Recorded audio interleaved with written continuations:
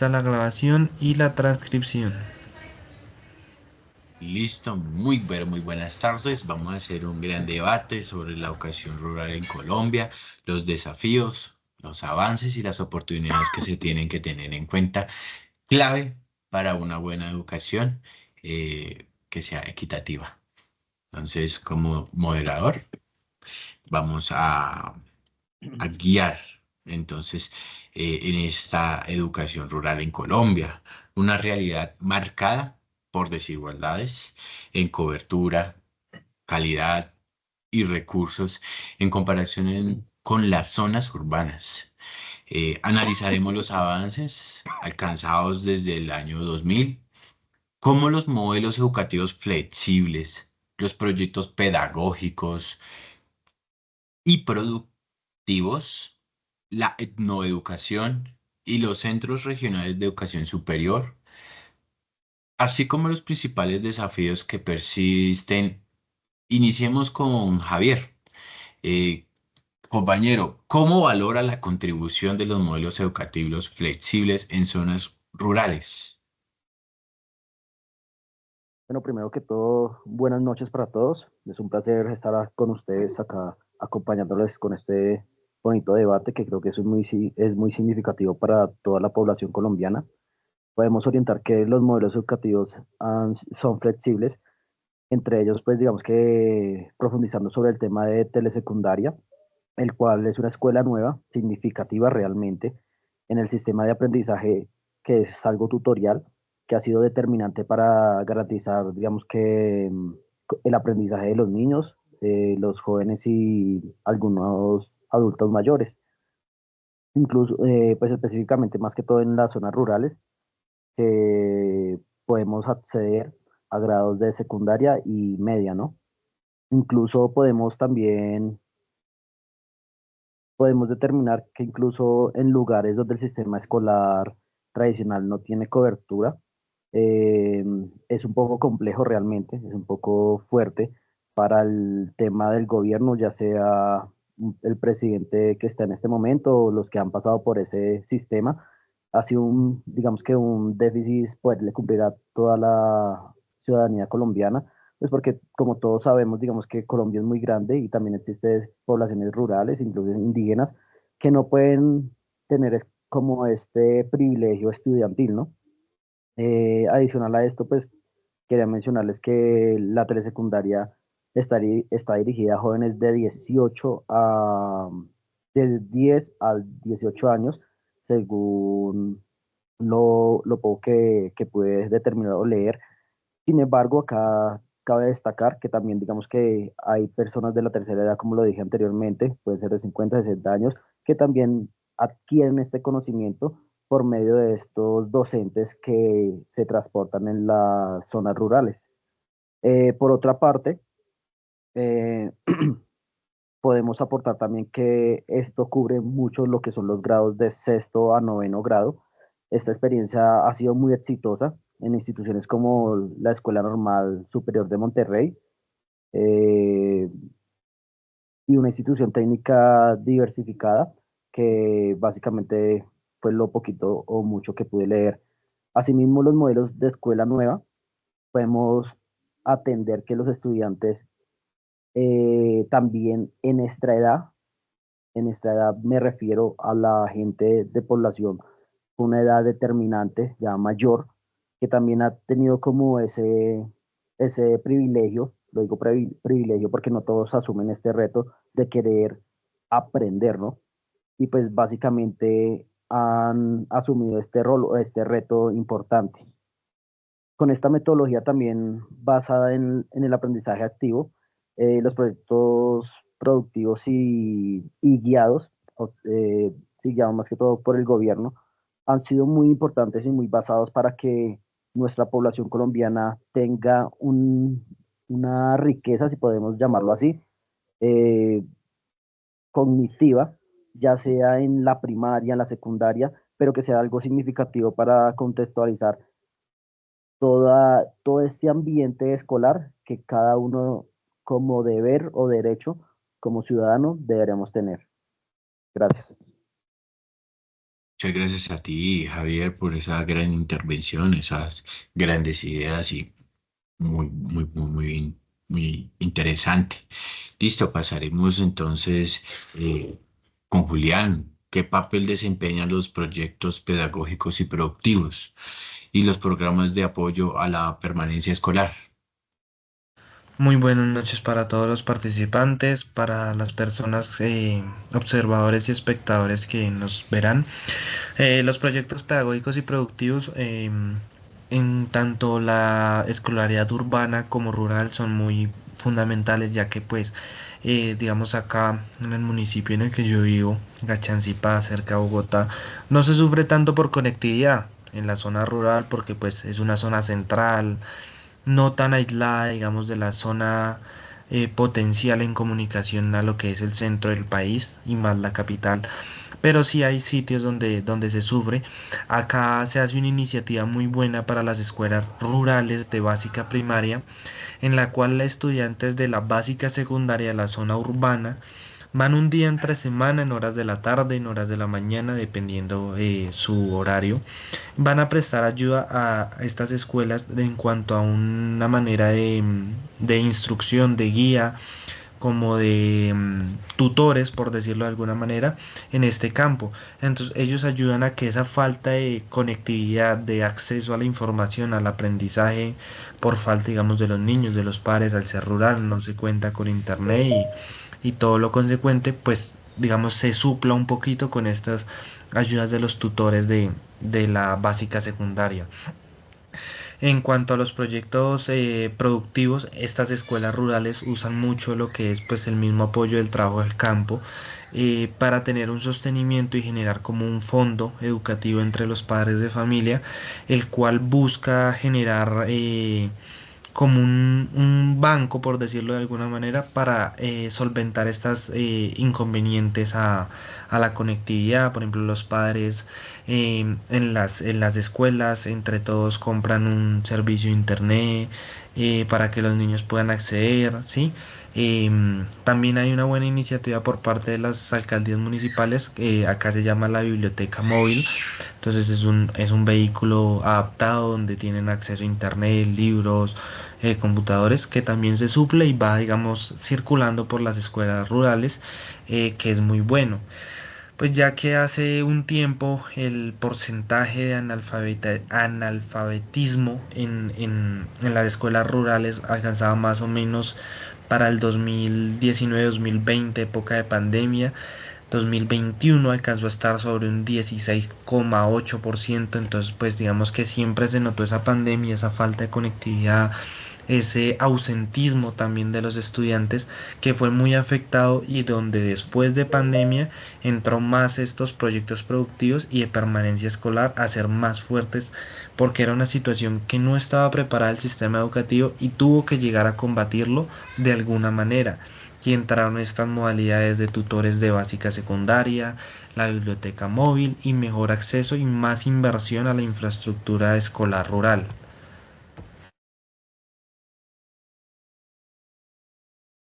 Muchas gracias, Julián. Una muy gran intervención. Quería mucho enfatizar en esos datos, más de 700 niños y jóvenes fuera del sistema educativo en ese tiempo, en ese tiempo, en ese año. Una gran grave donde esto demuestra que más allá de aplicar una cobertura, debemos garantizar que los estudiantes permanezcan y encuentren lo que aprenden. Pero muchísimas gracias, Julián. Una gran intervención. Bueno, ahora vamos a pasar con la pregunta de cuál es el impacto de la etnoeducación y la forma más técnica en la educación rural. Entonces, la etnoeducación ha sido una estrategia clave para fortalecer la identidad cultural de los pueblos indígenas, como los de Silvania, la UA, en el departamento de Casanare. Proyectos como implementación de la etnoeducación en Casanare incorporan la lengua materna, la conmoción y los saberes tradicionales en el currículo, lo que evita que la educación sea vista como una imposición de la cultura. Sabemos que tenemos que graduar a la cultura. Además, forma de docentes en metodologías interculturales y bilingües, permitiendo que los estudiantes indígenas se reconozcan en los contenidos que aprenden. Eh, por otro lado, por otro lado, sin dejar atrás la educación técnica y para el trabajo. Y para el trabajo es un componente crucial para la empleabilidad. Los centros regionales de la educación superior, sedes, ubicados en Villanueva, Orocue, Paz de Ariporo y entre otros, amplían las oportunidades de formación técnica y tecnología en áreas como agroindustria, logística, administración agropecuaria y programación de sistemas. Este tipo de educación vincula a los jóvenes con la productividad local, respondiendo a las necesidades de la economía rural, eh, y preparando las nuevas generaciones para un mercado laboral cada vez más tecnológico. Eh, y ya, y continuaremos con Juan. Juan, dime cuáles consideras que son la mayoría de desafíos que enfrentan actualmente la educación rural en Colombia. Bueno, buenas noches para todos los participantes. Cabe aclarar, no podemos como minimizar el esfuerzo que se ha hecho en el último tiempo respecto a los avances de la educación. Aún así, la brecha sigue siendo muy grande, donde las instituciones rurales únicamente ofrecen más o menos el 45-46% de educación secundaria y media. Lo que quiere decir es que casi el otro 54% únicamente se limita a pues la primaria, lo que pues nos entrega jóvenes poco preparados para tal vez un campo laboral, tal vez para capacitarse, para poder, no sé, ejercer algún técnico, tecnólogo que puedan ver en una educación media tecnológica, ya que pues no es únicamente como que las instituciones únicamente no quieran brindar como esta parte de la educación, sino que también tenemos que hablar de la infraestructura precaria, la falta de recursos por parte del gobierno, ¿sí? La poca visibilidad que tienen estas instituciones de educación rural y que no se le da la misma importancia claramente que a las instituciones de las ciudades. Otro gran reto es la violencia y pues la vulnerabilidad de estas comunidades, ya que los mismos docentes son víctimas de secuestros, de extorsiones, víctimas del conflicto. Hay instituciones educativas donde a veces en plenas clases caen balas perdidas por los techos de los salones y demás. Entonces, a veces también, y de pronto en eso hay que ser un poco empático, los padres lo ven como yo a qué mando a mi hijo al colegio si tiene riesgo de morir allá en un combate de la guerrilla con el ejército. Entonces, este problema del conflicto armado también siempre ha sido una amenaza a la educación y pues al avance del mismo.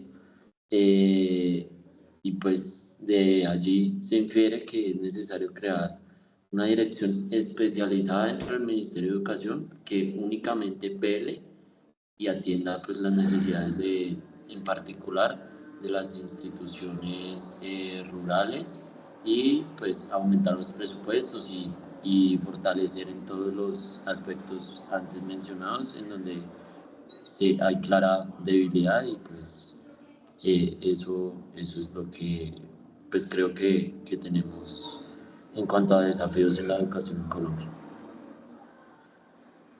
Muchas gracias, Juan. Quería también enfatizar lo que hablabas de la eh, conflicto armado en esos ciertos lugares y qué es lo que hace que la migración en escolar, la deserción en escolar sea abundante y, pues ellos tienen que emigrar a zonas más urbanas, lo que ahí amenaza la sostenibilidad de la educación rural, porque pues si la gente pues deserciona, los niños, los jóvenes desercionan en los colegios y se tienen que ir a lugares urbanos, pues ya no va a haber tantas escuelas en lo rural y pues para qué mandamos recursos para lo rural si no hay llegando niños, no hay niños, no están yendo, pero pues podría ser un que 20, 45% y los demás pues se quedan sin colegios, se quedan sin recursos.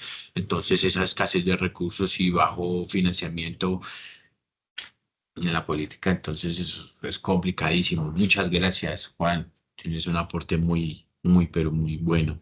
Y pues para cerrar, ¿qué propuestas ustedes concretas planean o plantean para mejorar la educación rural? Javier, cuéntanos.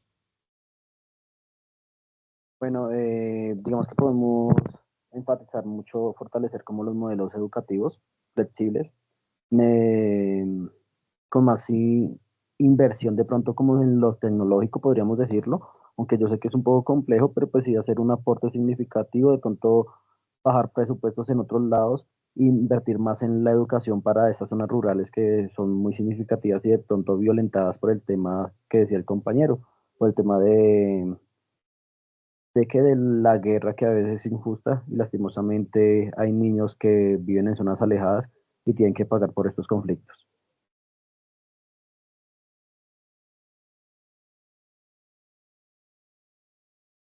No se te escucha, Valentín. Discúlpame. Sí, claro que sí. Javier, tienes toda la razón.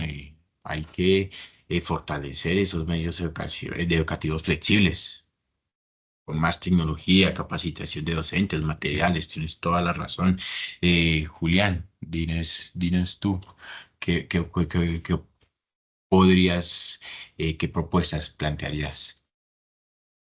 Mejorar la infraestructura escolar rural para que se permita y sea más fácil, digamos, hacer una sala de sistemas, una biblioteca accesible, bien sea digital, no se necesita conectividad a internet para ahorita tener un libro, ¿sí? Se puede tener un libro descargado en un computador, entonces una biblioteca digital sin conexión, hasta probablemente sea más fácil con conexión, para que sea mucho más fácil y mejorar esa calidad educativa tanto en la rural, ya que los niños rurales cuando llegan a la básica secundaria que se ve principalmente en la zona urbana, llegan con muchas falencias educativas y no es por los docentes, sino por su ubicación geográfica, diría yo. También los proyectos pedagógicos, tanto el PEI, adaptarlo para estas instituciones y proyectos productivos de sostenimiento escolar que les ayude a beneficiar estos saberes a los niños y poder cumplir como a cabalidad un empalme entre lo rural y lo urbano, ya que muchas veces ellos desconocen y siempre es un fuerte impacto para ellos. Claro que sí, Julián, tienes toda la razón. Como expandir proyectos pedagógicos y productivos, en base a la articulación entre educación y el desarrollo económico local. Muy bien, sí, señor.